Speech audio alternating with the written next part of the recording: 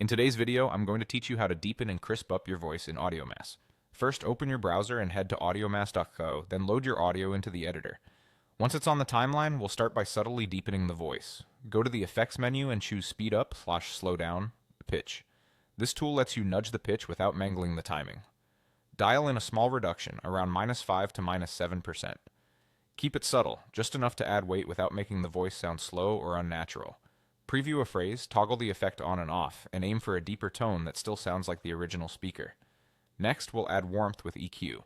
From the Effects menu, select Graphic EQ or Paragraphic EQ. Focus on the low frequency range, about 80 to 200 Hz. Gently boost in this area to thicken the body of the voice. Small moves go a long way. Try a couple of decibels and listen. If it starts to feel boomy or muddy, back off. The goal is warmth and fullness, not a blanket over the sound. Now let's make the voice crisp and clear. Using the same EQ, apply a high shelf boost to lift the high frequencies. This adds brightness and articulation so consonants cut through.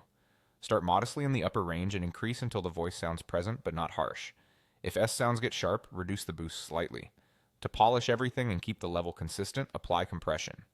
Find compressor under the Effects menu. Gentle compression is the key here.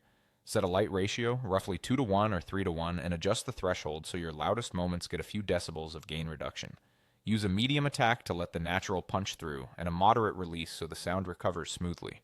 Then add a bit of makeup gain so the processed signal matches your original loudness. You want the voice to feel steady and professional without squashing its natural dynamics. Finally, listen critically. Toggle bypass to compare before and after, and make small adjustments if anything feels heavy or sharp. Check that the overall level isn't clipping. If the peaks are too hot, pull the gain down slightly. If you can, audition your result on different speakers or headphones to make sure the tone translates well.